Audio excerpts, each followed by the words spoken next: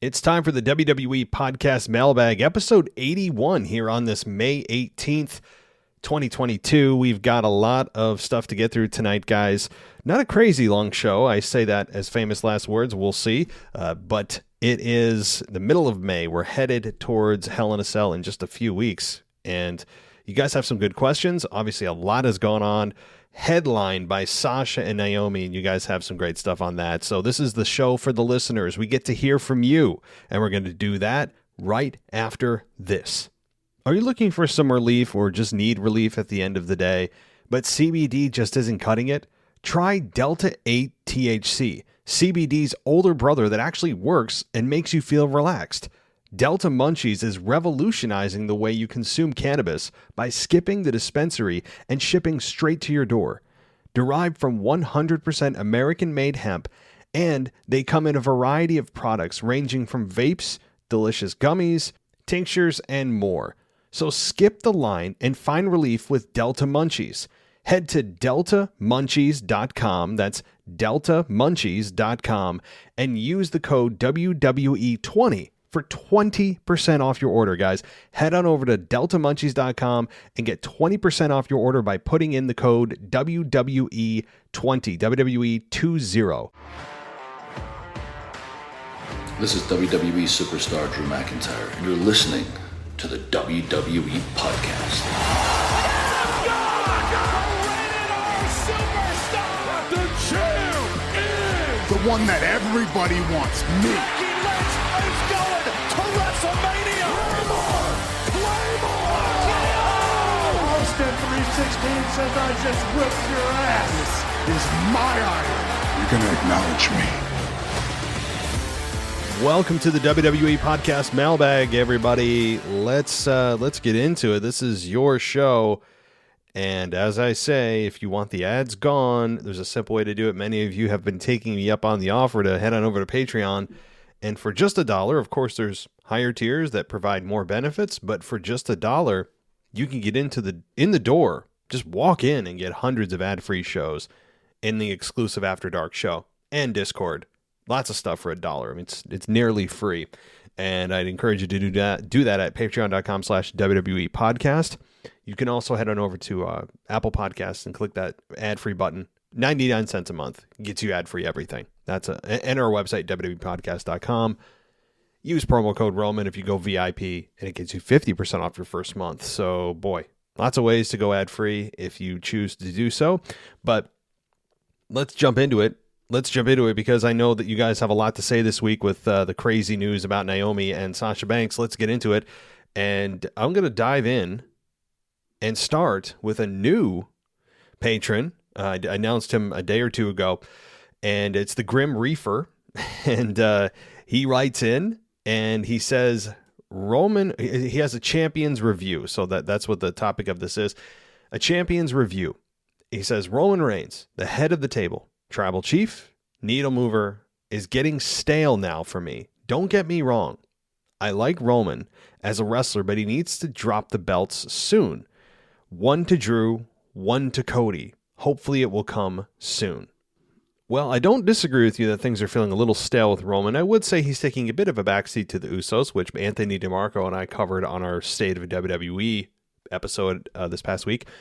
But also, are they going to really split the championships, considering that at WrestleMania, which was billed as the biggest WrestleMania match of all time that made everyone collectively say LOL, they billed that as a unification match. So even though Roman is still carrying both belts, are they still treating it as one? Unify means to bring together. So we'll see if they treat them separately. When they did this back in the early 2000s, Jericho was the first undisputed champion. He carried both belts, the world title and the WWF title, for several months before they transitioned to the singular belt. I don't know if they're going to do the same thing here, but I don't know. I really don't know if they're going to treat this separately. I don't know. I would imagine for the time being, probably not. For the time being, they'll probably treat it as one, even though they are two separate belts. All right, let's continue on. Ronda, hopefully she is just holding the belt for Bayley to come back, because she is awful. She's not likable. She can't cut a promo. I mean, I don't know what else to say, brother. I mean, I've been I've been barking up that tree for quite some time about Ronda. I mean, I don't know what else to add. Bianca, meh. I've been tired of the swinging of the hair and the kiss my ass gimmick for a while now. Hopefully she'll drop the belt to Ripley shortly. I think she will, because they're trying to really put some momentum. I said a corporate buzzword. Behind the Judgment Day, and I think it's deserving, and I think Rhea capturing that championship, while it may not be immediate, I think it's in her near future. And I agree with Bianca. She hasn't had a whole lot to say lately. And her gimmick is, I've said this before, though, it's amazing.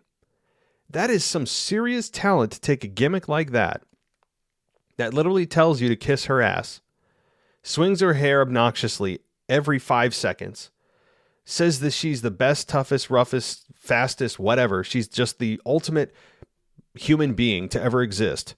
And yet somehow she's a babyface, and it somehow works. It really takes some true talent there, doesn't it? You got to appreciate that. In the same breath, I mean, the gimmick is screaming to be heel. So Bianca at some point, I think, will turn heel. Do I think it's going to be this year? I don't know. I mean, I would argue get all the money you can, squeeze it all out of the babyface character for Bianca, and maybe in 2023 start to dip your toe into, maybe at WrestleMania, turn Bianca heel. All right.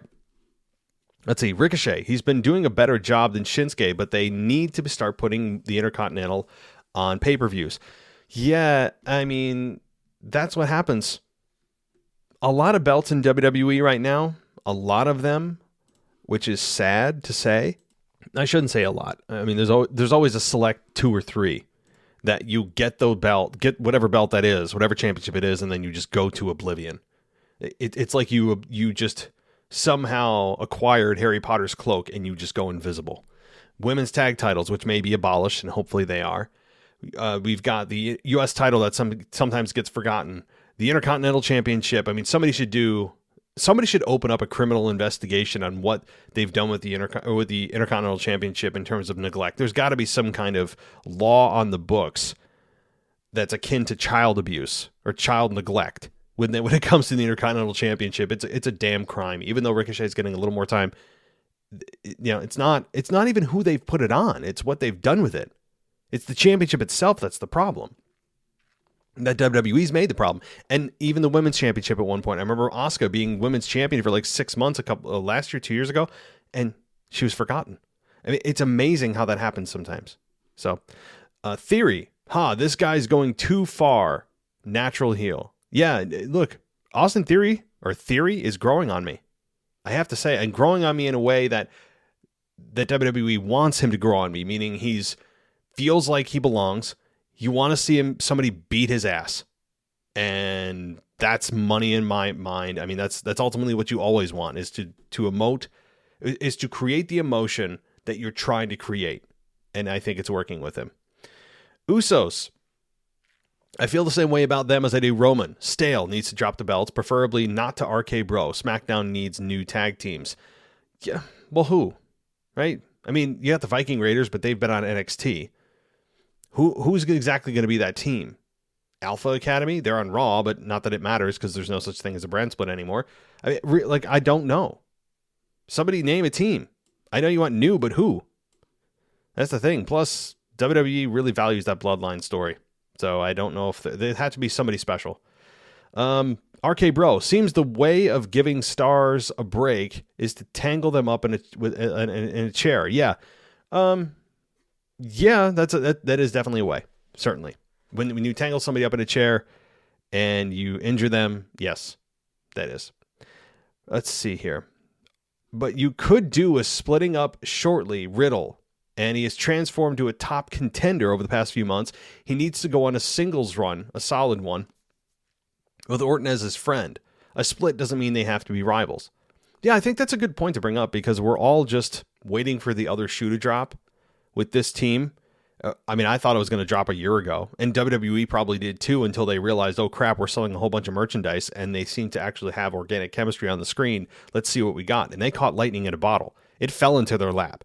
Let's be real. WWE had no intention of keeping these two together this long. It was not by design. It was a happy accident, and these happen. They don't happen often, but when they happen, you take advantage, and WWE did, and they should. But you're right. That is a third option. What if not? What if neither turns on the other, and it's just one is supporting the other in their singles career? It's possible. But aren't you leaving money on the table, though? I mean, you've built these two so well, and Randy's actually called him his friend, which that's going to come back in a video package if Randy turns on Riddle, or even if Riddle turns on Randy, you could use that line where Randy said, I'm going to use the F word, he's my friend, right? That's the emotional part, one of the emotional parts of that video package that inevitably is going to happen when one turns on the other, I think. But you're right, but isn't that the most boring path? That's kind of the most anticlimactic path, because you're leaving money on the table, not just with an emotional rivalry, but with in-ring. I mean, they could have a really good match or series of matches together. So, and it also would help elevate, I think, Riddle either way. So, all right. Sasha and Naomi, irrelevant, a waste of their talent, but I suppose they are just splitting them or just putting them somewhere until they decide what to do with them. Yeah, I don't know what they're doing with them. There's been rumors now today that WWE is considering releasing them. And to be fair, I said yesterday on my Raw review that just a couple months ago, Sasha was on Austin's Broken Skull podcast and said that everything was hunky-dory and this and that. That actually is not the case. I was scrolling through TikTok, and she was saying in so many words that she feels she could be at Vince McMahon's level. If you don't believe me, go watch the episode of that. And I completely forgot about that. She was saying in so many words that she feels like she's paid her dues. She doesn't need to be the happy-go-lucky girl anymore, that she's done what she's needed to do, and that she feels if she wants to step out, she could be at Vince McMahon's level.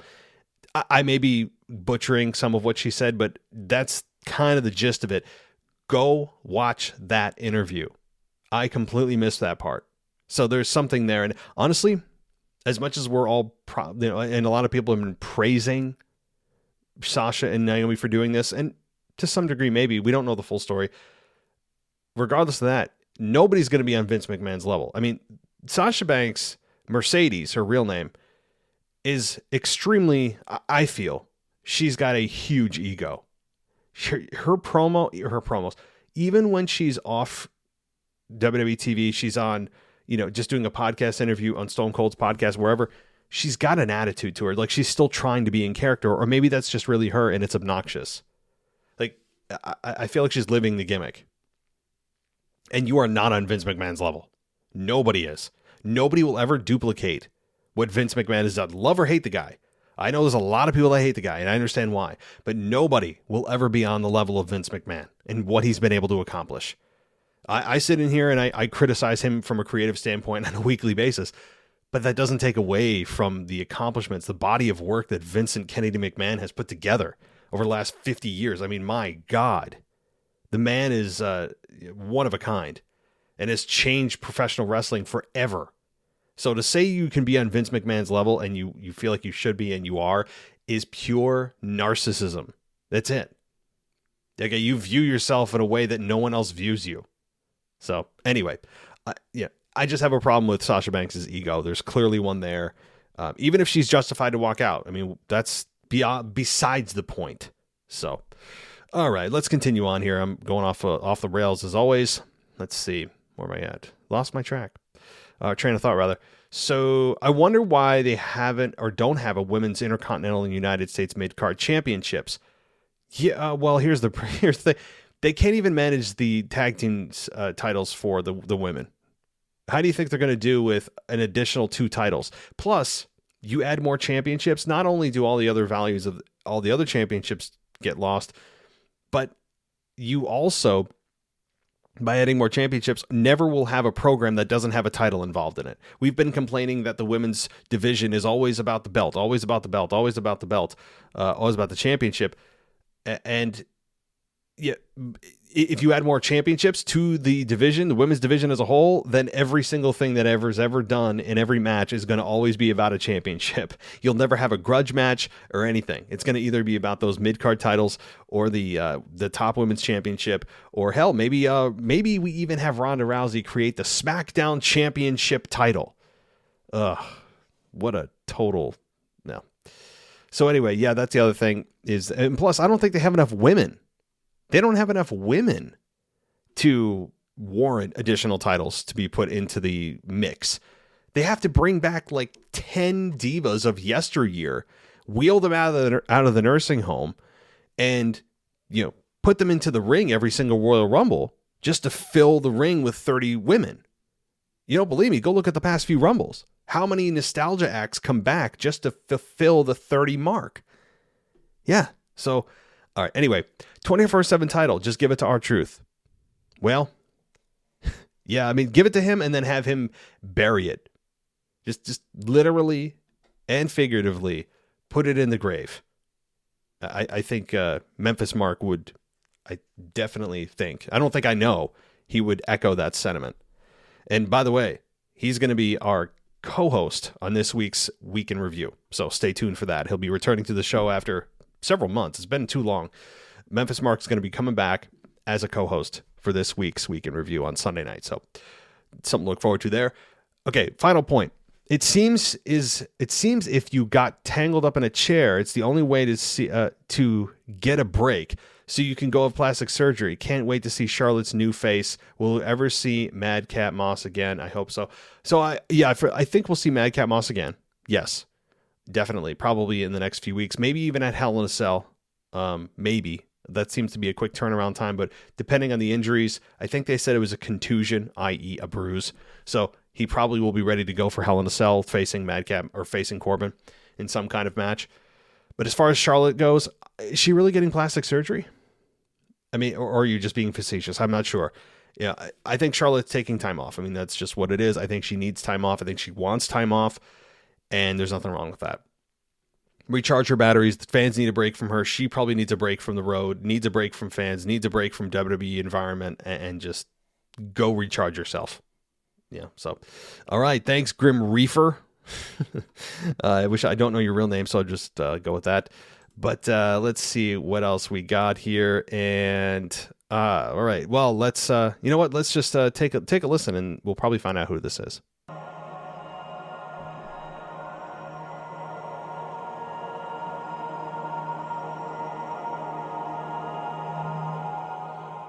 All right, well, guys, first of all, that is Mr. Dennis Mcginley, and I have to say that music. I probably said this last week. My memory is awful.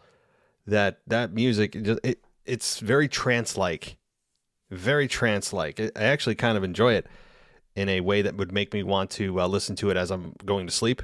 I often listen to Bob Ross. I mean, I'm way going off track here, as I always do. But as I'm thinking of things I listen to when I go to sleep, sometimes when I can't sleep, I'll just throw in my AirPods and I'll listen to like Bob Ross. I'm not kidding. I know many of you listen to me as you fall asleep because my content is so interesting and engaging and it makes your brain work. So I appreciate that. But I mean, I really do. I listen to Bob Ross or, I don't know. There's other channels too, like Honest Guys. Honest Guys on YouTube are really good. But anyway, way off topic. Let's continue with Mr. Dennis Mcginley. He says, "Hey, Matt, this is your none other than the heel of the show, Mr. Dennis Mcginley. So last week I told you I'm getting a group of 5 members of the Patreon together. It's going to be called oh gosh, my English and pronunciation's bad here. Here we go. Somebody's going to have to help me with this. I need some kind of a speech pathologist or something. The Pentaverate faction? Oh boy. Yeah, this is embarrassing. It's spelled Pentaverate. Pentaverate faction? Not a good start here, guys. You'd imagine that, any other podcast host would edit this out so they don't sound stupid. Yeah, not me. My shame level is at a 0. Okay. Our phase, may you say, it goes like this. We are the master of our kind. If you dare mess with the pervaded Pentaverate, this is so bad. The Pentaverate faction be with us or be destroyed. Those members that have joined, welcome and let it go down. And start next week on this mailbag in the Discord chat. I am head of this group. Say what you want. I'll laugh in your faces and destroy everyone. Also, you're not welcome into the group ever. Kobe Cheese 77, aka the Genesis, or Dr. BGB. To the Pentaverade faction, you two are garbage and your promos aren't worth reading or hearing about.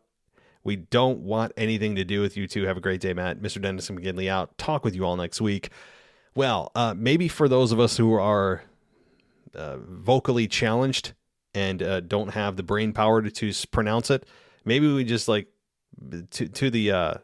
don't know, come up with a different word. I don't know what it means. I'm hoping you misspelled it so that I won't feel as stupid. But for now, I'll just say the P faction. For the letter P. I don't know. All right, Mr. Dennis McGinley, thank you. Let's get to Randy, the patron. And he says, got to make it quick. Work is busy. What is your take on Sasha and Naomi? What do you think the direction they're going with Alexa and the new music? But her old one was great. That's it for work calling. Hey, Randy, get it, man. I appreciate you taking the couple of seconds there to write this. We're all busy, man. I get it. I even bring my laptop, like my personal laptop, to work to make it look like I'm working, but I'm really doing podcast stuff at my desk. So there's my dirty little secret. I mean, I really only do that like sparingly. I do actually do my work at work, but I do bring my laptop, and if I have a minute or two and I take my break at my desk, I do really bring it to work. But so I get it, brother. Work is work, so I appreciate it. And so Sasha and Naomi, I went in depth on this on the Raw review. To open Raw, I talked about this, and so I don't want to rehash it because I went for about 15 minutes on the whole situation. I also talked about it a little bit on my TikTok. Go follow me there at the WWE Podcast. Not you, Randy, but anybody. But so kind of in summation, I think that what happened, again, we're all left to speculate. There's conflicting reports, all this. The bottom line is they walked out, okay? They walked out. They put their belts on the table, apparently, and they walked out. Now, whether Naomi followed her or waited for her cue, or there was a delay in both of them, maybe they went in with a plan, whatever. They both put their belts on John Laurinaitis' desk, from what I understand, said they felt disrespected, and then also said that they didn't feel safe with a couple of women in that six-pack challenge. We don't know who those people are. That's honestly irrelevant because there's a much bigger story going on here other than who is quote-unquote unsafe in the ring. That's kind of a much more of a side story that I'm not going to go into. But they left, and we don't know if WWE is going to terminate them. We are speculating they could terminate. They absolutely have the grounds to terminate, but they have to kind of weigh their options. Is it really worth laying off these women? I don't know. I mean, and here's the thing, and I'll just say this because of the environment, the cultural environment that we're in, the society that we're in today. You take two black women, right? Women of color, whatever you want to call them. Okay. I know there's many different ways. And if I say, black or women or African-American, somebody gets offended by one way I say it, right? Like, it's like, oh, it's not this, it's this. You don't say colored. You say, look, black, I'm white, they're black. I know Sasha's not exactly like dark black, but she is, she does have heritage there. So, okay. But my point is on this. Do you think WWE, in this environment we're in, think about the environment we're in, this is something that they would have to deal with, them firing two black women on the roster, prominent black women, right? I understand that they would be justified in doing so, but given the culture we're in, guys, they have to weigh this option. They have to look at it and go, is this worth, not only because they have absolute grounds to fire them, and you can make an argument they should, but the other side of it is, do they want to deal with the backlash, potential backlash from the PR, from the public of what they've done? I don't know, but that's just one. And maybe it's not even on the table, but look at the culture we're in, guys. I think it's a valid point. The other thing is, when you look at this, I do believe that Sasha Banks was ready and has been ready to leave for a while. You look at her, the totality of her career. it has been hot and cold, up and down, injuries, mysterious injuries that have gone on for like 8 years, it feels like. And then, she leaves for unknown reasons. And then maybe she got COVID. And when is she returning? She's back for a week, gone for another 4. There's something, a lot of things over the last 10 years of her career that we will never know about that she's had going on. Sasha Banks' career is a mystery. It really is, with at least the time she's away. Like, how many times she's been gone randomly is just crazy. And she every time she won a women's championship, she couldn't hold on to it. And just so much stuff, right? So those are my quick thoughts. If you want a more in-depth, detailed description, you can of course go to my Raw review. It's right at the beginning of the show. So, and as far as Alexa Bliss, I don't know what they're doing. I also talked about this in the Raw review. So, I have no problem with them changing the music, but here's the most important part about Alexa Bliss that everyone's missing. Can we hear her talk? Can we hear why she's back, or what she did with her time away? Make up something besides, the truth that she was getting married or whatever. Yeah, there's good and bad to this, because I like the fact that she's in the ring. She's wrestled more in the past 2 weeks than the past 2 years. Think about that. Because of all her nonsense after being touched by the Fiend and sitting on the swing and, being part of Bray Wyatt's, influence, or being influenced by him. And she was doing well, and then she was in therapy, and then she'd have one match in like 6 months and go back to, nowhere. I mean, it was bizarre. So at least they have her in the ring. For those that have been complaining she's not wrestling, fine, they have her wrestling. But then, okay, well, what are the promos? Why does she still have the doll? But what's with the music? Like, they haven't done anything other than just, oh, hey guys, I'm back, but here's Lily. My music's kind of a hybrid. What are we doing here? We don't know. Put her on the mic. Give her direction. I think they haven't, because they don't know. The second that they put her on the mic, they're going to have already determined what they're going to do with Alexa, because she has to have something to say of substance that would cue fans into, hey, this is my mission statement. This is where I want to go. This is where I've been. And I don't think they have those answers, which is why she's not talking. But it's a big, big gaping hole right now for me. Glaring. It's right there. It's like, can we hear from her? So to me, that's more important than her music, is her talking right now. Randy, thank you. Get back to work, buddy. Let's see here. I don't know if we have any other patrons, so I'm gonna check one more time. Sometimes you guys send it to me outside of the Patreon internal mail system, so I don't want to miss it. Let me take a look. And lo and behold, yes, we have Grace. So Grace writes in, and Grace, I know you have 2 emails, so I'll read them both. But she says, "Hey Matt, I'm sure you and everyone listening is aware of this Monday night's backstage issues with Sasha and Naomi walking out. There are so many odd things going on with this. I don't believe it's a work, but I find it odd there has been a statement. That there has been a statement about it made from WWE, because Vince usually likes to cover any backstage drama pretty quick. But with that being said, maybe reports went out about it and they had no choice. Sounds like there are 2 sides to this, and we've only heard one of those sides. I wouldn't be worried about either of the women leaving or being fired from WWE, because though you would assume Vince knows how big they both are to the company and to the fans, they really are. I mean, especially Naomi, who as of late has been on a roll. I mean, Naomi actually surprises me a little bit more than Sasha, even though Sasha's a bigger name. Because Naomi, for the first time in her career, it feels like she's been the most relevant she's ever been. I know she was women's champion going into WrestleMania 33 in Orlando. I get that. But even then, she doesn't feel like she was a complete character. Now she does. And she had one of her best match, if not the best match of her career, with Charlotte Flair a few months ago. That you could have made an argument would have and should have put her in the main event with Ronda and Charlotte, and you would have a triple threat. They didn't do that, but you could have made a case, and she has proven she can go. But you're right. I mean, will I be surprised if either woman either decides to quit themselves, or they're late, or they're fired by WWE? No, I wouldn't be too concerned about where they're going to land either, because boy, AEW is wide open if they want to go that road.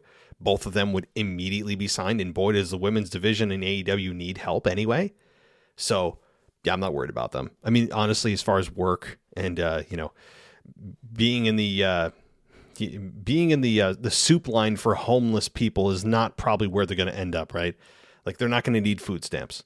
Let's just put it that way. They're going to be doing just fine. Even if they didn't wrestle again, they never stepped foot in a wrestling ring again. They could still get advertising deals, start their own podcast, get ad revenue. I mean, they got a built-in base of millions of people. They're going to do just fine. All right. So it sucks that it had to play all out like that, though, because I feel like all of the drama really outshined the great match Becky. I've never said that before. Okay. Becky and Asuka put on later that night. See, guys, you know what I'm thinking? I told you guys I'm on Fireside. It's a new app. Well, maybe it's not new. I just have discovered it lately.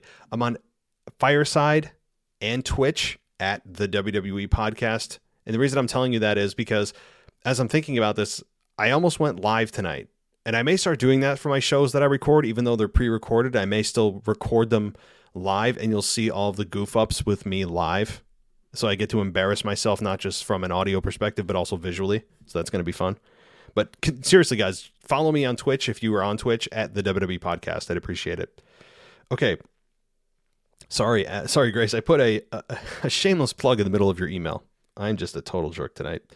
So, yes. So Becky and Asuka put on a great match later that night. And yes, it did kind of outshine that and overshadowed it. It was impressive what they did with how quick the plans changed, and I don't think it was appreciated as much as it should have been because of all the drama. Yeah, that's unfortunate. It's the unfortunate side effect that we were overlooking. It's a good point to bring up is like they had a really good match, and yet what is everyone talking about, right? Everyone's talking about the walkout. They're not talking about the really good match that Becky and Asuka put on. That's a damn shame. That's collateral damage. Not much you can do about that. Even if you bring attention to it, people are going to say, oh, yeah, they did have a good match, right? And think about it for 2 seconds. And then they're going to go back to, well, whoa, wait, so what's the latest with the walkout drama, right? It's human nature. Okay, let's see. The promo Cody cut was great. And the aggression he put into was slightly heelish. And no, I don't think he's turning heel. But it made me super excited for this Hell in a Cell match. This anger is what the feud needed. And for Seth, he always had that underlying anger there. But for Cody, he was playing the nice guy. But now he finally broke, and at Hell in a Cell, it will be brutal. I think this match has the potential to be as good or even better than their WrestleMania match. So I agree. But here's the thing. I know, and I've been wanting that too. But it's nice to see a program evolve in a natural way, where everything is not just 100 miles an hour right off the bat. Everyone hates everybody. Oh my God, I would kill your family if it meant I could beat you, right? I mean, not to that extreme, but you get the gist of it, right? And I like how the anger has built. And for right now, for the last 2 matches, it's been kind of a professional, competitive type of thing. And now it's gone personal, and the anger is ramped up, but it makes sense. You're in the 3rd match, the blow-off match. You're going to be inside Hell in a Cell. I would hope that there's some anger, right? I mean, if they're still going in there glad handing each other, it'd be a problem going into the most brutal structure that WWE's ever created, right? So yeah, and I know, Grace, that you have a podcast that you're going to be doing, and I'll hold off on announcing that because it's not quite ready. But Grace is going to be doing her own podcast, and I will wait on the announcement of that until episodes are ready. But yes. Grace, it's going to be fun to listen to you. So guys, get prepared. It's nice to see and hear female voices in pro wrestling, I have to say. I mean, I know Ashley has her own podcast called the Kick Ash Podcast, and she's doing great. And I encourage you to go subscribe, by the way, to the Kick Ash Podcast, KIKASH. So check that out. Ashley would really appreciate the follow, the subscribe, anything you can give her. But now Grace is stepping into the ring as well, so to speak.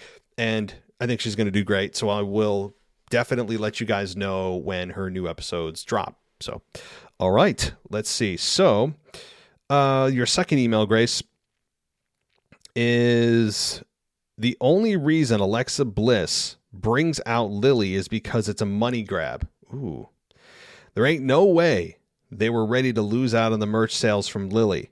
Still doesn't explain the backstory, but I truly believe that is why she still brings her out. That's it. Sorry for the 2 emails. Don't worry about that. Yeah, so, yeah, I didn't even think of that, right? Like, it very well could be money-driven, sadly. Could be money-driven. Probably is. Or I think it's probably twofold. Number one, they want at least some connection to the old character, so it's not such a stark, like, wait a minute, why is she suddenly back to the old Alexa? And it's like, well, she still has Lily, so it's a softer transition. But I also think you're right. Maybe the sales of Lily were doing well. I don't know anybody that has a Lily doll, but yeah, hey, maybe it's not a market for me, right? So, all right, well, good observation, Grace. Yeah, I definitely think it's money motivated. Let's go to let's see here. I have actually, yeah, because Memphis Mark, who again will be joining me on the show Sunday night as a co-host for the Weekend Review, actually wrote in and he said, I normally don't drop an email, but I forgot to mention something in the voicemail that I wanted to plant a seed with our listeners. So, okay, well, Mark, we haven't heard your voicemail, but that's okay. We can do this backwards. With our listeners, I'm working on a couple of projects, and one of them has gotten so deep. I've heard the rumors, but I did not know blank. The fabulous Moolah was a pimp? Wait, what? So you say, hold that thought, hold it. One more second. Okay, it's so funny because that's the exact reaction I had as I'm reading it. It's almost as if scarily you're reading my mind. Yep. Remember to spay and neuter. I'm out. Wait, but you're just going to leave us with that? Memphis Mark, you can't just leave us with the statement that the fabulous Moolah was a pimp. Okay, now I'm going to demand that you explain yourself on the Weekend Review. So that's a hook for not just for you guys, but for me too. Like I want to know what this is about, Mark. I need to know. Oh gosh, leave it to Mark. All right. I will talk to you Sunday, and I think that's it for at least the patron version of our mailbag. We have a few emails from non-patrons, so we're going to get to those right now. And then, of course, the voicemails, the main event, is coming up. So let's start with, let's see here. I want to make sure I get this right. It is from Levi.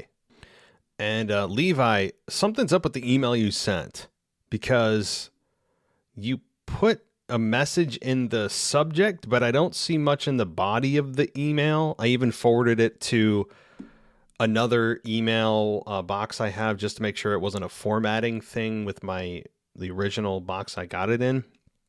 But I'll read it anyway. And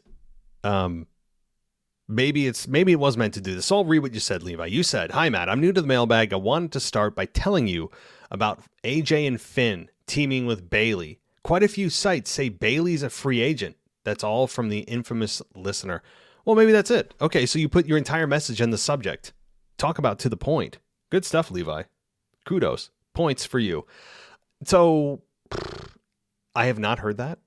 I wouldn't be surprised if Bayley's a free agent. I don't even know if it was determined if she was supposed to be a free agent. No, she was drafted, wasn't she? I'll have to look at that. But it doesn't matter because they're going to do it anyway. I wouldn't be surprised if she's a free agent. And Bayley joining AJ and Finn, I don't know if I'm a fan of that, because Ronda's going to need someone to dance with on SmackDown, and Bayley's a good foil for her if they're going to keep Ronda babyface, which it seems unfortunately like they're going to do. I don't think the fans are going to go with it. You get her in front of a stadium with Bayley, I think Bayley's going to be cheered and Ronda's going to get booed, and then, Ronda's tummy's going to hurt and she's going to get angry at the fans in a shoot sense, because Ronda can't handle any kind of negativity from fans. I think her, anyway, but I have not heard that. I would really, it's a cool concept until you take, a few moments to think about it and you're like, well, wouldn't that kind of water down Bayley's return and giving her her own spotlight instead of kind of being the Rhea Ripley counterpart? You know what I mean? So, all right. Well, thanks, Levi, for throwing everything in the subject. Awesome stuff. Let's get to, let's see here. Bryson says, "I have a quick question for you. So I read somewhere that there's a chance Bray Wyatt will come back to WWE on the website. It says his asking price is pretty high. Do you think this could happen? If so, would he return as The Fiend?" I have heard this floating around. I don't know how much credibility there is to this. I think he would have to show WWE that he is mentally stable, right? Because he had a lot of issues with the passing of Luke Harper. and among other things. And so he wasn't in a great place mentally. And now I think that's part of what they would have to, talk with him about, as well as money, right? Is Bray Wyatt really worth the sum of money that he's demanding? And I don't know what that dollar amount is, but they have to figure that out. And then, would they bring him back as the Fiend? Maybe. I think they could, and the Fiend would instantly be the biggest news story in pro wrestling again. And they could wipe the slate clean and start fresh with the Fiend. And I think a lot of people would forget about the terrible booking that they did, especially towards the end of the Fiend's existence. Let's see here. One more thing. I know you gave up on the Dwayne and Roman a while back. I also read another website that at a live event, Roman broke character and hinted at him and The Rock. So, yeah. I mean, it's not that I've given up on it actually happening. I think it's going to happen, but if it's going to happen, it's WrestleMania 39, right? I don't think there's any other place that it could. And I'm reading your link, or I clicked the link you sent, and I don't, here we go. It was in London. Here, let's see what he says. The Rock can get it to you.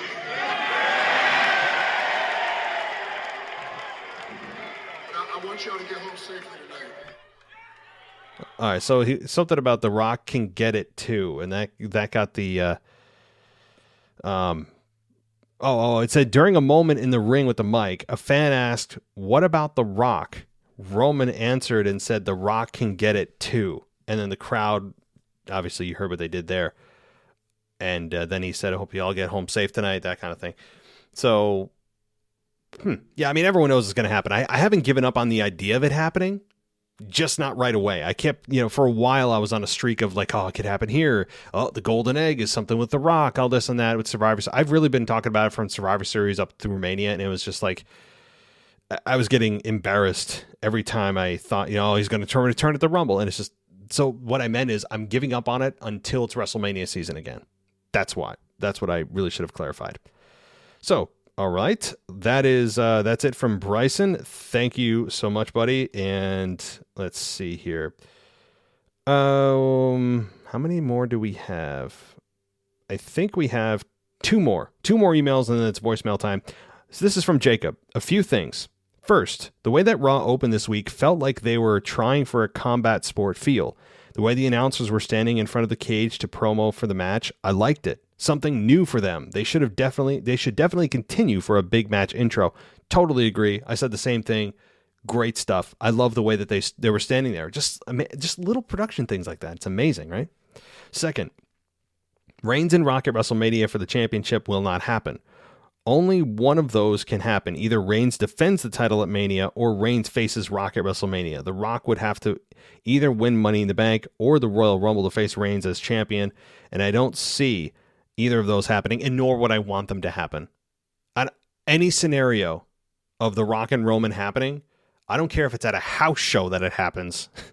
As long as the championship's not involved, I'll be happy, because it immediately tips the fans as to, well, Roman's retaining. No way The Rock's going to be the one to win, and nor should he be.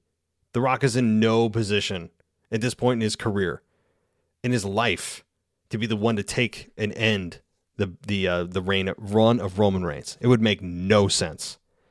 So, third, the Gunther character is Austrian, and the pronunciation of his name would be different than that what we would make it. Refusing to pronounce his name the correct way is the same as if someone were named Jesus Sanchez and you only pronounce his name as Jesus, as in Jesus Christ.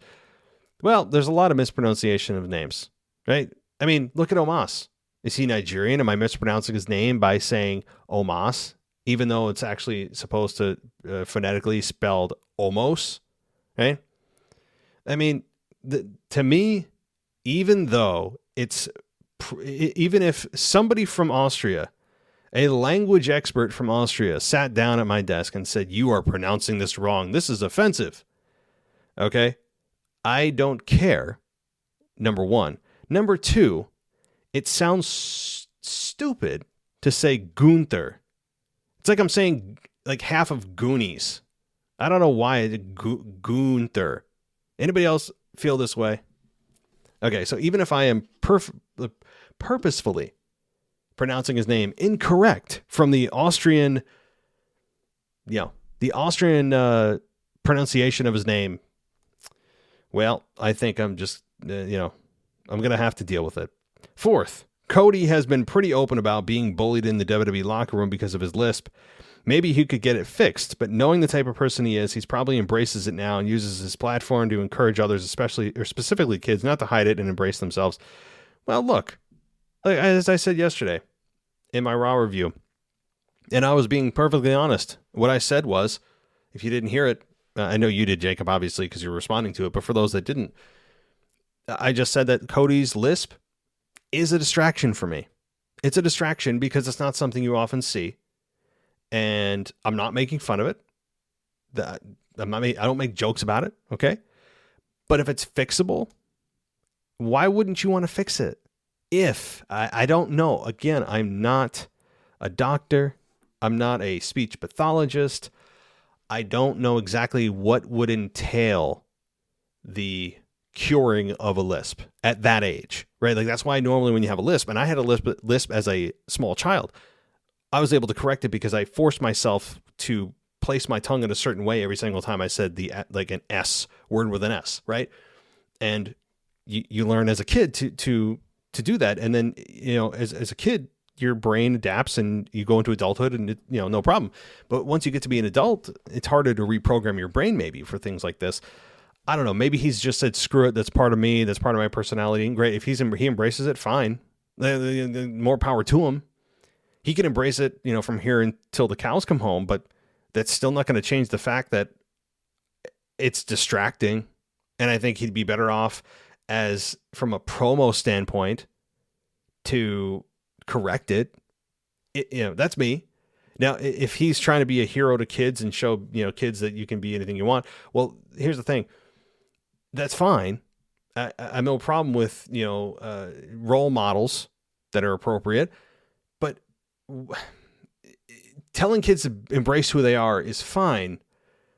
But also the message should be, if you can correct things that would be beneficial to you going into adulthood, then I would recommend that you correct it. Like, in other words, if my kid has a lisp and he's 5 years old, I'm not going to say, oh, well, don't worry about it, man. Don't worry about it, buddy. That's who you truly are. We're not going to worry about the lisp. No, we're going to try to fix it, right? So if you're a kid and you're looking at this and saying, oh, he's like me, I've got a lisp. Now, if it's something that can't be corrected, then I understand, right? Like if it's something that can't be corrected, some medical reason, then, that happens. I don't know what the situation would be, but whatever that is, if it's incorrectable because of some medical condition, then yeah, sure. Cool. Look up to Cody. But if it's something that, your kid is young and he's like, well, daddy, he has a lisp. I'm going to have one for the rest of my life too. Yeah. No. Okay. No, we're not. Okay. We're going to fix that. So I get your message, Jacob. I get it. But at the same time, there's certain things you should embrace and certain things that you shouldn't. Just because everyone has bad habits, and have bad tendencies, we all do, doesn't mean we should embrace them. It means we should continually try to improve ourselves. It doesn't mean to just, well, that's just me. It'll never change. Well, that's kind of a lazy analysis. I'm not saying you're lazy. I'm saying just that analysis in general is lazy. And it's regressive. But I get it. I get your message, Jacob. I really do. I really do. And again, I'm not making fun of Cody's lisp. And forever will be. And that I think there's a large majority of people that would agree with me that are probably thinking the same thing, that it's just distracting. And if there are people seriously bullying him in the locker room, like, let's grow up, right? I mean, come on, grow up. I don't know if that's true, but let's grow up. If that's true, as far as the people who are actually doing that, come on. All right. Let's go to our final email here, and this is Phil from the UK. He said, thanks for reading my email last week. I think both Raw and SmackDown were okay. I can get by without watching SmackDown. Just the reviews on the podcast are sometimes better than watching. Well, good. Regarding the brand split, I have heard that Fox were telling WWE to stop taking their stars to Raw because they want them exclusively on their brand and not on another. Why tune into Fox to see someone when you can see them on another network? Doesn't matter to me as both Raw and SmackDown are the same on the same channel. But I like the fact that they both, for me, are on it, and it gives more stories, but that comes at the cost of burying their other stars. Yeah. And I see Fox is probably really not happy about this, right? Because it takes away from the exclusivity of the stars that were meant to be just on Fox. I agree. But as far as fans go, we don't give a damn, right? Most people don't care. Most people are like, oh, cool, Roman's on Raw and SmackDown now. Oh, wait, the Usos are on Raw? Why? Who cares? They're on Raw, right? I care because I like rule following in WWE. But, all right, let's go. Let's see. What other matches do you see for the next pay-per-view? With Roman reportedly not on this show, I can see the tag match being in the main event again. Do they put Ronda in the cell with someone? But who? I can't see them doing the tag match in the cell. Just no need.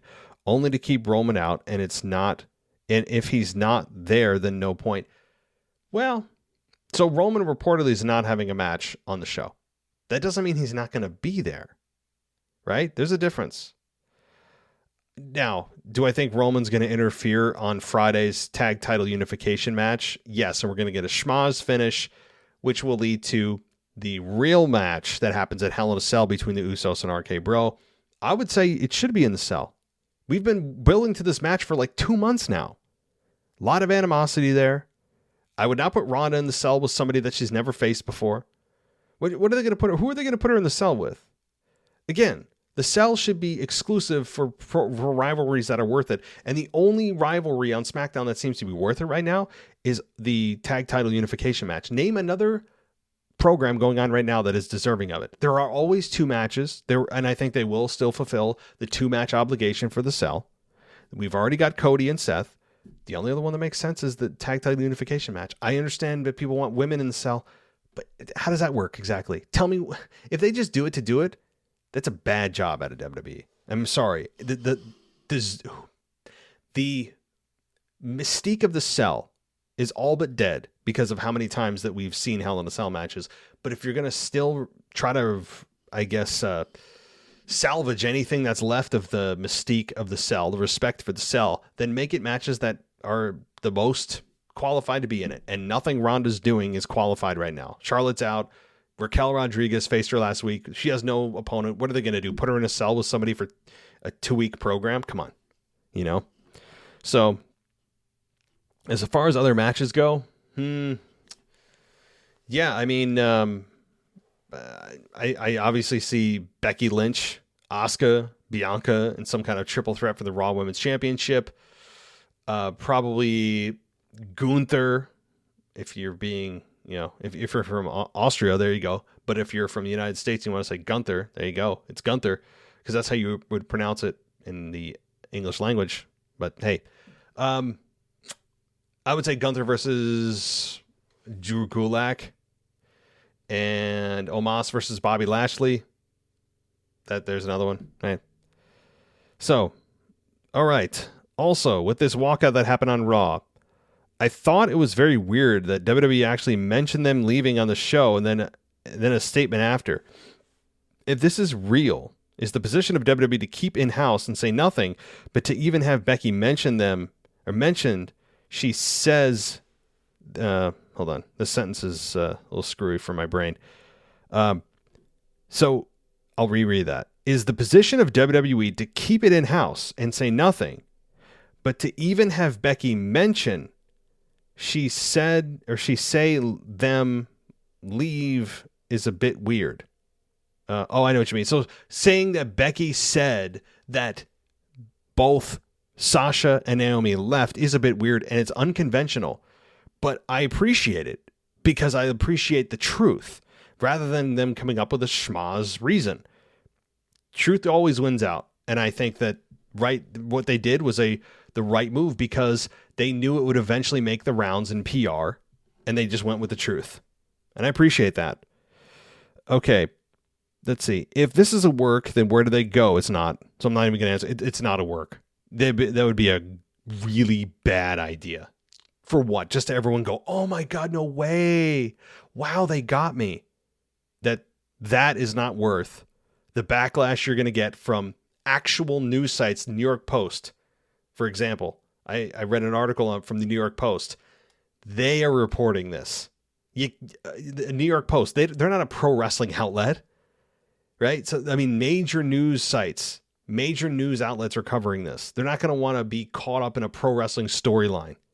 So it'd be really bad. So it's not a work. Definitely not a work. Suspend them. Okay, so wait a minute. Is it a work to finally get rid of the belts altogether, suspend them, and it gets them off TV for a while, then bring them back, maybe have a triple threat and even have a Naomi challenge for the title at SummerSlam. After that stint with Charlotte, she deserves to be on another shot on a bigger stage. Remember, Naomi is married to Jimmy Uso, so I'm sure he would have a lot to say. Well, again, I don't think it's a work. I think it's real.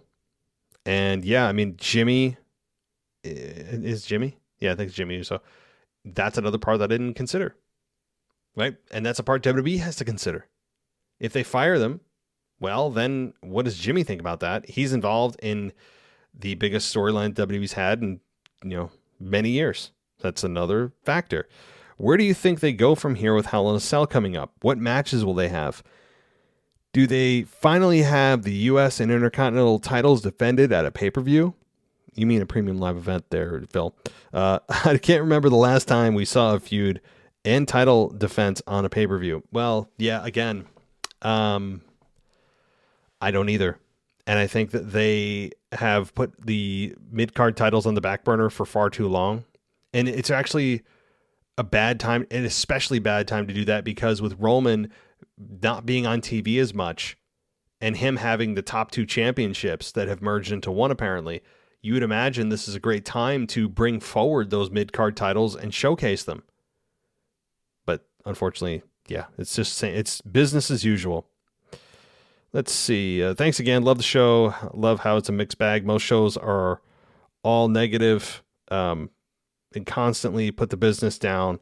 Love the opinions and appreciate the time and effort you put into it, as well as looking after a young family. I know the feeling. I have two under 4. Oh my God, Phil. So you know the pain.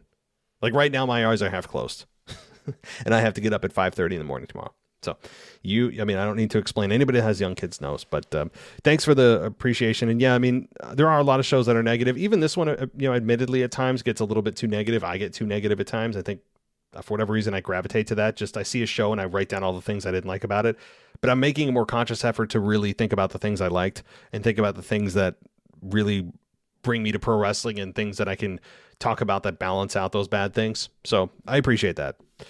All right. That does conclude, everybody, the mailbag mail portion of the show. We do have several voicemails that we're going to get to.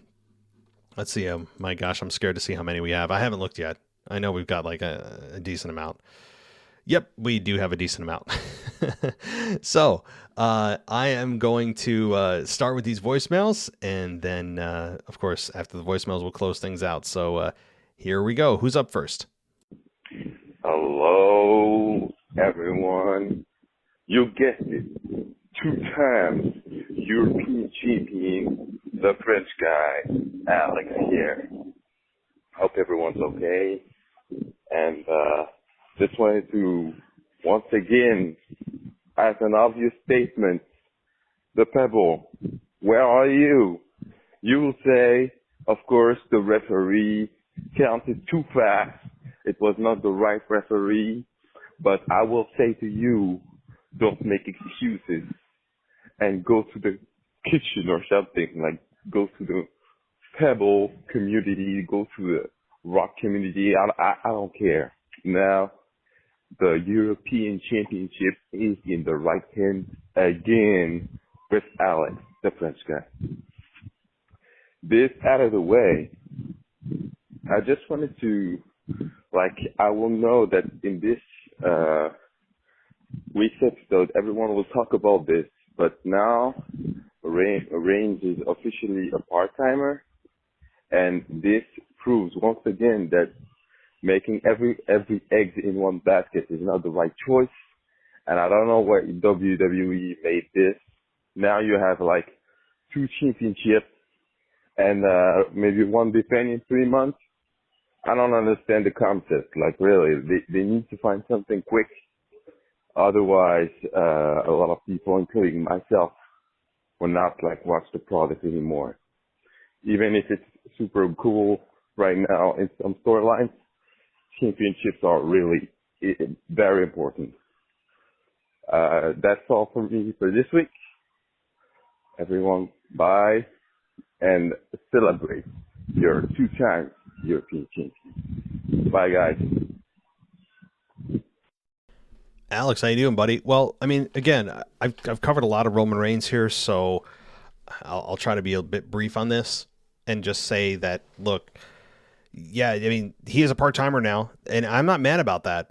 Not mad about it. I think a lot of us were getting Roman Reigns overload, and him going into a part-time schedule, more of a Brock Lesnar-esque type of schedule, is going to benefit not just Roman mentally and physically, but also the fans, who I think got a little bit overdone with Roman Reigns. And when he's there, it'll feel special. Now, how they're going to defend those belts, it hasn't been decided, hasn't been determined. I said, earlier in the show that while he's carrying 2 belts, they're still saying it's the undisputed Universal Championship, the undisputed WWE Universal Championship, whatever it is. And that would tell me that it's a singular championship represented by 2 separate pieces of material, 2 separate belts.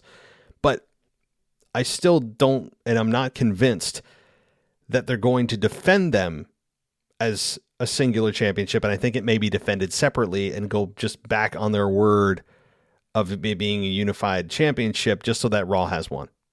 I hope they do, honestly. I mean, if that's what we have to go through and they have to just backtrack on their WrestleMania outcome, I don't care. I will have no problem with that. But yeah, it's going to be interesting when he defends the belt against Drew McIntyre, which reportedly the first match they're going to have is in, I think, July 2nd for Money in the Bank, which is at Allegiant Stadium. So there you go. Thank you, Alex. Let's get to the next one. Hey, it's Kyle from Baltimore. So I wanted to get to the situation with Bianca Belair. She's not defending the championship. Well, she's not being booked or has any direction, looks like, for Hell in a Cell or any type of direction, because Becky's focused on Asuka. Now she did attack Bianca as well, so maybe we reach a triple threat. But it feels like that Bianca's going to butt in into Becky and Asuka's feud, because she doesn't have anyone. She's not really feuding with anyone besides Becky, but I feel like she's going to be, like I said, just warm her way into the Becky and Asuka feud, which is really weird to say. But I don't want her to be like Roman Reigns and not on the show at all for pay-per-view. So I think that's what will end up happening in that triple threat match. And Alexa returning too, I love it. I think it's going to be great. I'm curious who she's going to be feuding with, but I'm glad that she's back, and she got her old theme music back as well, so I love it. So, but Andy needed to take these type of an announcement, like I said last week, about Reigns losing the title. But that's my quick thoughts about Bianca. But that's it. Thanks for my call. Bye.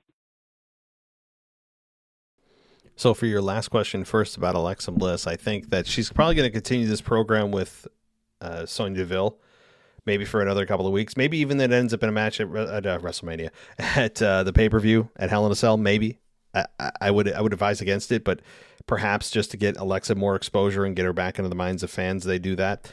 But first of all, I like the fact that she's using the DDT as a finish. I covered that on my Raw review. Turning a finish that got re-educated to us as a transition move is now being re-educated and going back to what it should be, which is a finish when you think about what a DDT is.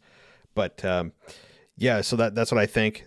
But as far as the whole Raw Women's Championship picture with Bianca, Asuka, and Becky, yeah, I mean, Bianca's been eerily quiet on promos. Asuka is being her usual cartoon self, which is kind of like, to me, it's endearing, but also super annoying. I feel very mixed about the way Asuka cuts promos. And then Becky, who is, I guess, the unhinged, lost, former champion that doesn't know what her identity is without the belt, which is kind of funny given that that's the same thing she said to Charlotte before their match at Survivor Series when there was true heat between them, right? And a lot of people criticized Charlotte for, saying like, you wouldn't know who you are without that. Who is Charlotte without that belt, right? And yet she's almost playing Charlotte Flair in real life. Becky, that is. Kind of ironic, right? Or intentional is more of I think a better descriptor. But yeah, so Bianca, Becky, and Asuka, I think it's going to be a triple threat at Hell in a Cell. Definitely. All right. Thanks, Kyle. Let's keep going. Hello, it's WWE Podcast World. This is New York Kyle back again on your Mailbag show. The reason why I'm being DJ Kuzmo is because basically Kanye told you to put on Discord that he challenged anyone to do a DJ Kuzmo impression. So even though I suck at impressions, I want to give it a shot. DJ Kuzmo is taking some time off in the Mailbag to do the surgery. Get well soon, friend. So, also, if you hear a lot of wind in the background, I'm outside waiting to get my little brothers at the bus stop. That's why it's very loud. So, I guess I'll do his weekly Veer Mahan report. Basically, he squashes, why do you squash Mustafa Ali? As DJ Kuzo would say, what the hell, WWE? He used to squash Mustafa Ali, basically. But I guess he was a little protected because Miz was a special guest referee. The Mysterios came back, whatever. So, yeah. That's that. I guess at least Veer's an actual feud now, besides just jobbers. So that's good. Yeah, that's really it. I don't know what else to say. I heard about the Sasha Banks Naomi stuff. I'm kind of on their side of this one because, they kind of took the ball and went home like Stone Cold. Just like Stone Cold, it was creative frustrations. So I understand. From what I've heard, Naomi was going to get a title shot against Bianca Belair. Sasha was going to against Ronda Rousey, which is great, but it kind of makes the tag team titles less important when they're in a single women's title shot. That's why I kind of agree with them walking out. But, New York Kyle loves his girl, Sasha. So all I ask Matt is one favor. In honor of Sasha. When this voicemail ends, I want to hear his best it's not doing an impression for DJ Kuzo, not really. I want to hear him do his best Michael Cole Boss Time impression. That's a challenge for him. So anyway, that's all for this week. As DJ Kuzmo would say, hope you all have a blessed week, and I'll talk to you next time. This is New York Kyle signing off. Kyle, not bad. The Veer Mahan report is appreciated. We appreciate that. He has moved on to at least the quote unquote main roster, and Ali got essentially squashed with the cervical clutch. And yeah, so the Veer Mahan report does live on even in DJ's temporary absence. I'd say when you started off, I was like, for a second, I was like, wait, did DJ just pop on somehow? Like just for a split second. And then, I realized that, of course, it was an impression. But I'd give it like a 4 or 5 out of 10. I mean, the thing is, with DJ, you need to blow out the speakers, right? Like the point and the volume of the voicemail needs to be through the roof. I actually have to take down the volume of his particular file that he sends me a lot every single week. He's got so much energy. Like I have to really, really take down the gain of that file and like chop it into a quarter so it doesn't, destroy your speakers or wherever because he's got such a strong voice. And I mean that complimentary. He's got a great voice, of course, for DJing or if you want to do radio, whatever he wants to do. So it's always great to hear him, I got to say. And the spirit of DJ Kuzmo is living through us all for now. He's not dead. Okay. I sound like we're not going to have like a memorial for him. No, he's taking a little bit of time off for medical reasons, but get well, DJ. I'm sure you'll be back soon and you'll be back in full force. Thanks, Kyle. And challenge not accepted for the Sasha Banks Michael Cole impression. That is something my soul cannot bear. So sorry. Let's continue on. Hello, everyone. This is Memphis Mark calling you from Mullet Manor. which we are a little bit under construction building the Mullet Manor Studios. So we're having to come from a new space today, but here we go. Did anybody notice they're starting to go back to the original way when Vince was doing the announcing back in the 90s and the early 2000s, even, where they were standing out in front at the start of the match. It's kind of changing the format up a little bit. Just something new I noticed, and a little funny thing I thought that right before Cody came out, as they're getting ready to cue his music, as the the camera pans away, there's an AEW sign. It's just coincidence that has to happen when Cody's there. And the Omos fight, Omos and Bobby. I don't know if some people can understand what it's like to run around that ring, throw each other off of it, do all of this crazy stuff, but you know that you have to stay away from this one certain area. And if you can't touch it, and I always hark back to the old Tupelo concessions fight back in the day, one of the best fights ever. If you haven't seen it, please go back and look it up on YouTube. The Tupelo concessions fight, Jerry Lawler was involved. The whole premise of that fight was most people didn't know that the promoters told them they didn't care what they tore up in that concession stand. Didn't give a damn. Do not touch the popcorn machine. And if you go back and look at that, you can see that everybody's treating that like it's hot. And most people can't tell that or even know that that's going on. But anyway, going back to the match, to work that match, to go around and know that where you've got to throw him to get the most camera angle, the most effect, everything like that, that's not an easy feat. Not an easy feat at all. Anyway, guys, we're going to make this short and sweet. I hope everyone's having a great, great week. And remember, spay and neuter, because I'm out. All right. Well, Memphis Mark joins us from an audio perspective here on the show. And beyond spaying and neutering our pets, which is an important thing to do, he points out something that most of us don't think about and take for granted, and that is when there is a fixed spot in the ring, or in this cage on the steel cage, or in this instance the steel cage, one of the sides. To remember to not do that it's something that you can easily forget as kind of a reflex in the ring, right? Where you bounce off the side of the cage to do something and you go, oh crap, right? Like you just hit the spot you're not supposed to hit, right? It's something that is easily just lost in your brain when you go out there, and it takes true focus and two professionals to do that. And you know what? I'd consider Omos a professional. You know, he may not be Hall of Fame worthy yet, but for his size, as I've said, Omos is doing as good or even better than I could have ever expected him to do at this point in this stage. So, but you're right. It's something that is challenging. It's something that, again, most people don't even think about. It's just, you don't. And I did not see the AEW sign. I'm going to have to go back and watch that now. And I have not seen that concession stand brawl. I was actually just looking it up on YouTube as you were talking about it. And Jerry the King Lawler did talk about it. He has a couple of minutes that he talked about. I'll let you listen to just a quick thing about it. And this was uploaded 2 years ago. So Jerry the King Lawler talked about this 40 years later, the Tupelo concession stand brawl. So here's a little bit of what Jerry the King Lawler had to say about the Tupelo concession stand brawl. I'm not going to play everything, but I want you and everybody else, just a quick clip of it.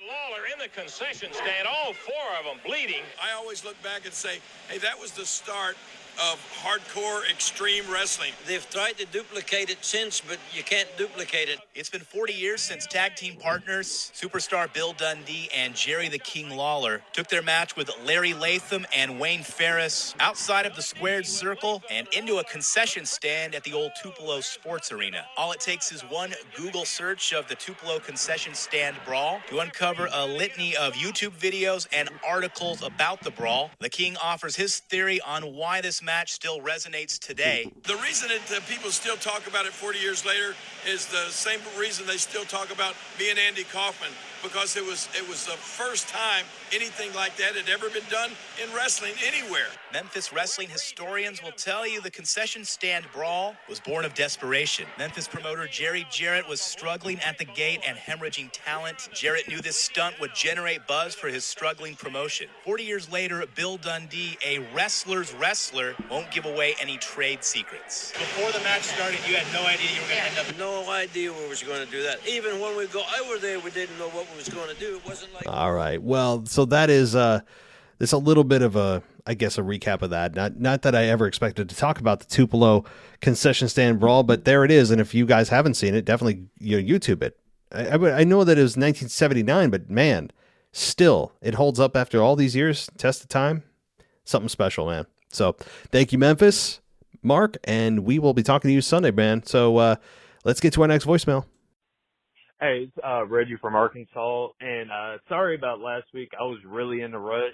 I really wanted to meet that 3-minute deadline. But, Matt, to continue on what we were talking about from last week, I completely agree with you. If they do decide to do Rock Roman at WrestleMania 39, the title does not need to be involved. I don't know how they're going to get there with Roman wanting to take time off. And with all these big shows in between, I don't know how they're going to do that. But in true WWE fashion, they'll figure something out. They'll pull something out of their butt.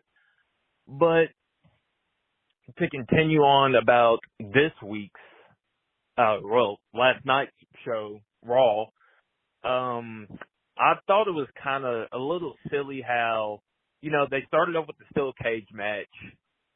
And I knew something big was going to happen at the end, and it finally dawned on me whenever Omos had Bobby Lashley picked up. I told my fiance that, hey, they're about to do a spot that happened in about 2006, 2007. I don't know if many of y'all can remember, but it was something sort of similar as to what happened last night with Bobby going through the cell. I believe that was against Umaga leading up to the hair versus hair, millionaire versus millionaire with Trump and Vince at, I believe, WrestleMania 23. But I also wanted to say it was kind of silly how Bobby just popped up just out of the middle of nowhere after being slammed through and was dancing and around and stuff. I just thought that was kind of silly. But to continue with my predictions, I feel like I don't know if they're going to break up RK Bro and have Riddle go after Roman or vice versa with Randy. It's really a toss-up between those two on what's going to happen. I also think that with Riddle kneeing Roman in the face last Friday night, that obviously Roman's going to cost them the match or, interfere in the match this Friday. And then they're going to put RK Bro and the Usos inside Hell in the Cell at Hell in the Cell. I believe it's June 5th. But I think I'm running out of time. If I missed anything, I will be sure to call back again next week. And shout out to Michael Ritter for the shout out last week on this past SmackDown review. I appreciate it.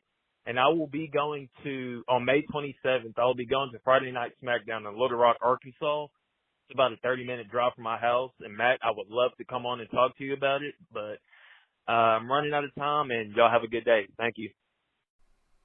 Hey, buddy. Well, thanks for calling in. And, if you're attending SmackDown, you'll definitely let me know. We'll talk about coming on for a review or something like that. And because I always love when people go in person and you can talk about things you don't see and hear that you get at home, right? So yeah, definitely shoot me an email at mailbag my real WWE podcast at gmail.com. That's probably the best one. You could email me at mailbag at wwepodcast.com, either one. But yeah, let's talk, connect. Maybe we can set something up. And yeah, it's funny you mentioned that spot with Bobby and Umaga and all that happened earlier. It actually happened, I think, with Roman and Brock at a Saudi event a few years ago when they were in their loop of constant title matches. I think that I'm fairly sure it happened there too. So it's not the first time. And I remember actually rewatching the Brock and Roman steel cage match for I think it was the WWE title at the time.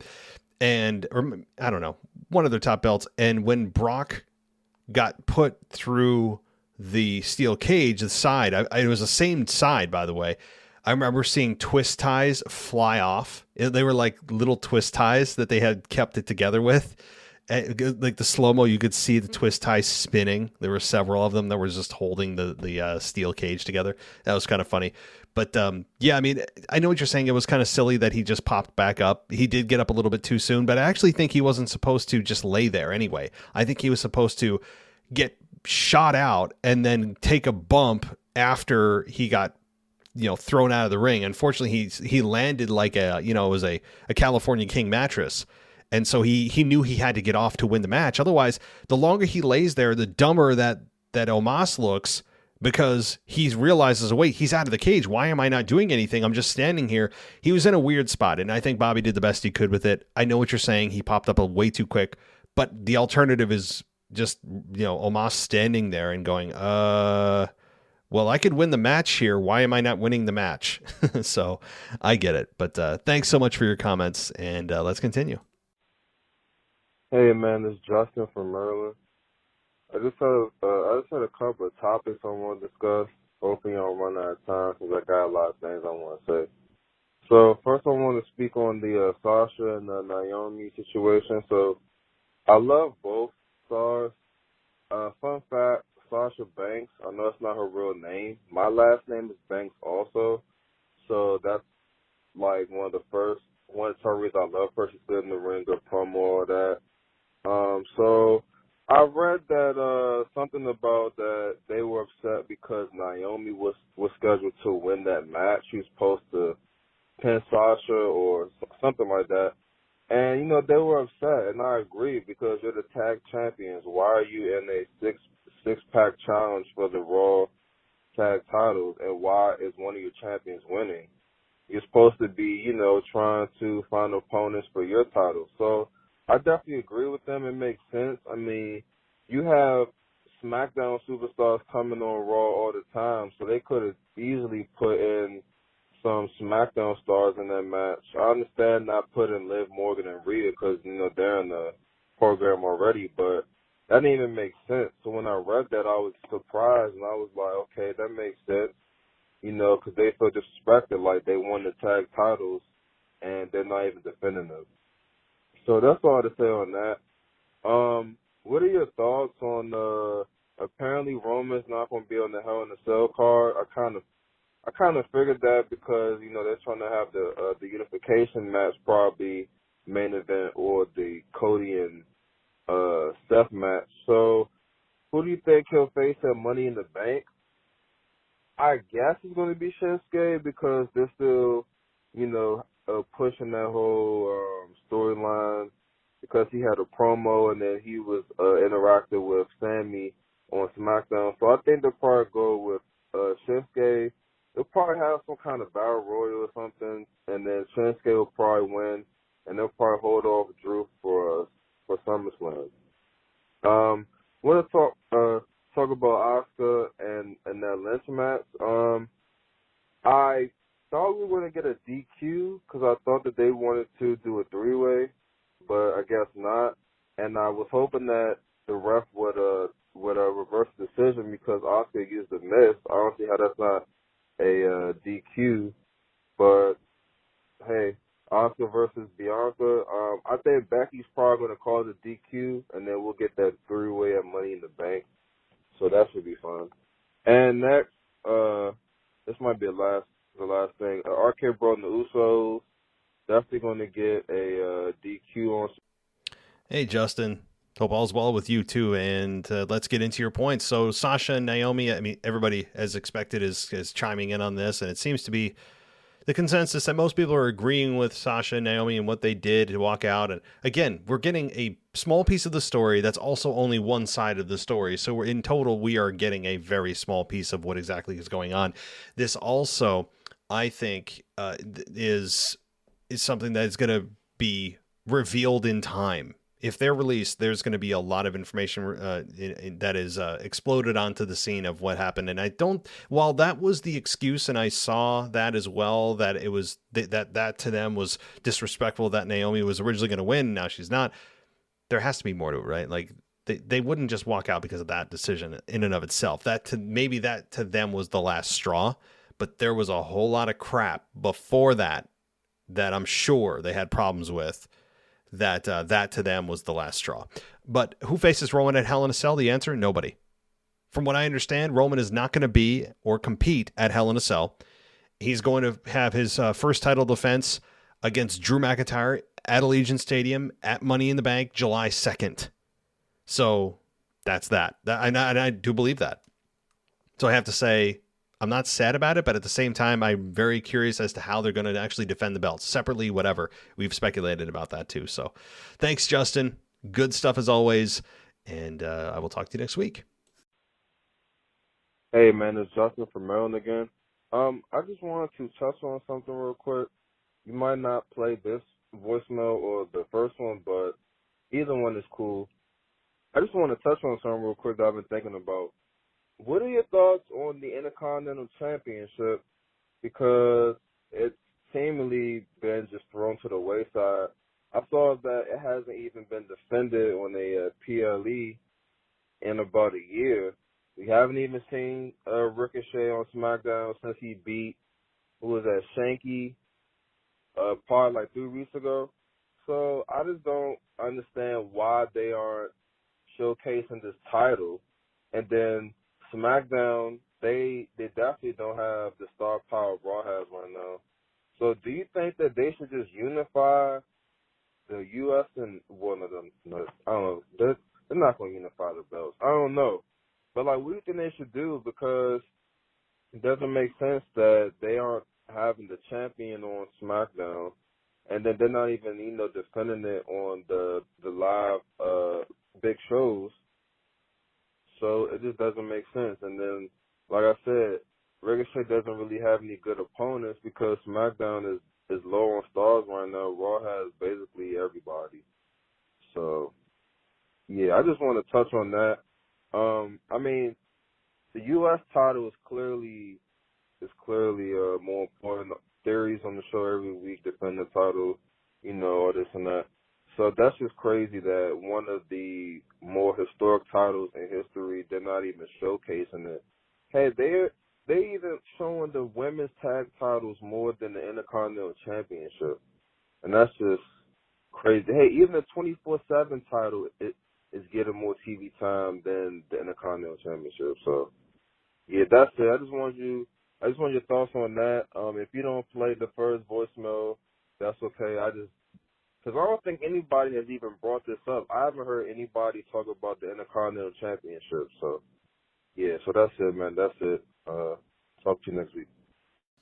So, Justin, since you never do that, I did let it go. I know other people are out there. Wait a minute. What about the 2 voicemail, 3-minute limit? Yeah, but Justin's a longtime contributor, and he's almost, I don't think ever done this where he has violated the rules. So I'm gonna let it go because I like you. So, I mean, I've already addressed this early in the show. If you've gotten to an hour and a half in like you are now, then you've already heard my answer about this. I mean, people are now starting to notice that, hey, wait a minute, what the hell with the IC and US belt? I would advise against unifying them because it's apple and oranges, right? Like US and Intercontinental title, while they're quote unquote at the same level, they have different lineage, different heritage. They mean different things. Whereas the Universal Championship was created out of thin air to balance out the WWE Championship that was on Raw. I mean, it was supposed to be the equivalent and sister, if you will, or brother of the WWE Championship. Whereas US and Intercontinental,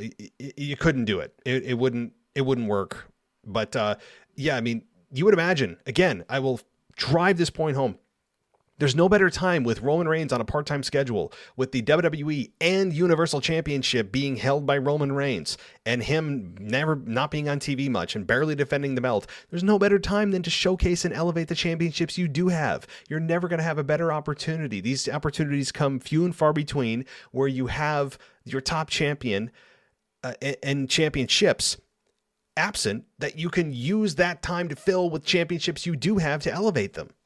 I don't understand it. This is a missed opportunity if WWE doesn't do something about it. So, all right, Justin, thanks, buddy. And I know everyone else, guys, relax. This is rare. I don't always I don't always let multiple voicemails come through since I instated that rule a few months ago. But all right, a few more voicemails and we'll close things out. Hey Matt, this is Robert from the WWE Ringside Podcast again. Hoping everybody's having a great day. I have a couple of things I want to go over.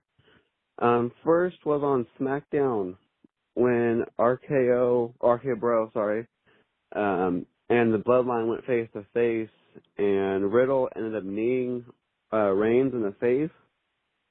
I've seen on Twitter that there's speculations or rumors or whatever that Riddle went for a shoot, went off cuff there, and the knee was actually not a planned knee. And by the reaction from the Usos and Orton and everybody, they were all shocked and stunned. Do you think that it was all planned, the knee to the face, or do you think it was actually Riddle saw a great opportunity to make a statement and he went for the knee? I find it weird that the Usos didn't attack or Reigns didn't attack.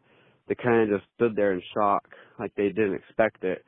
But that's the first thing I had. The second was for Hell in a Cell. We know we get Rollins Rhodes inside Hell in a Cell.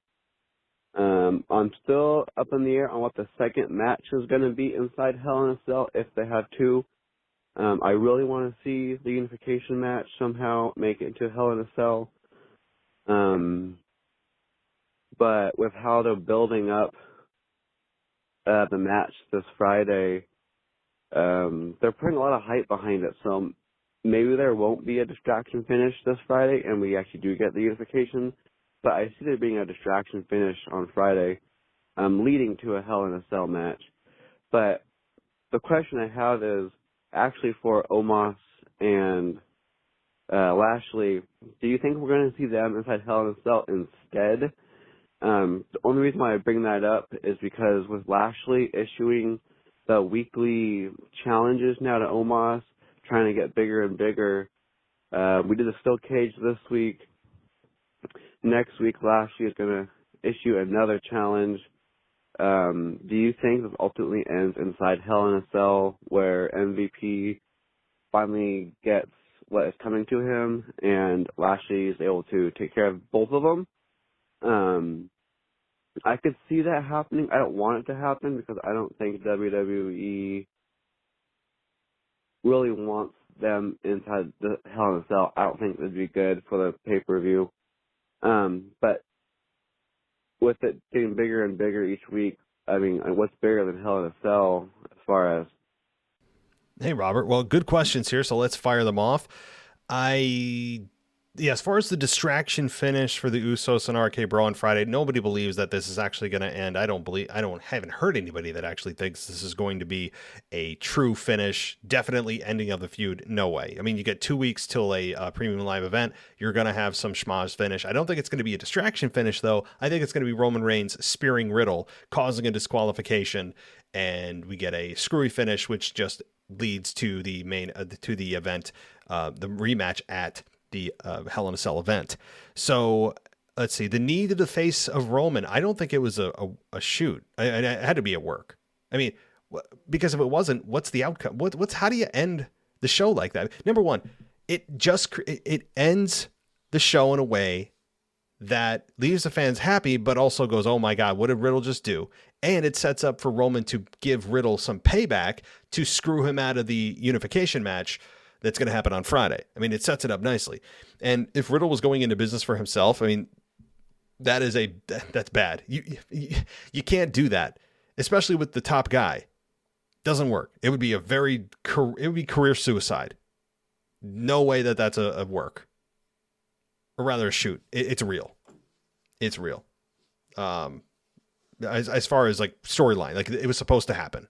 I don't mean Riddle went into business for himself. Like it was planned. That's what I mean. Who should go in the cell?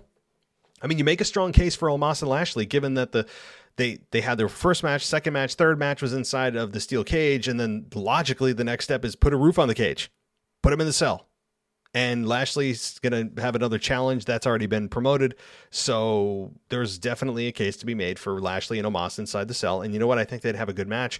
But the question is, are they going to go for quality of match or bigger stars, right? Because when you look at the quality of the match, you're going to go with the tag team title unification match. They could blow the roof off the place. Imagine what all 4 of those guys could do inside the cell.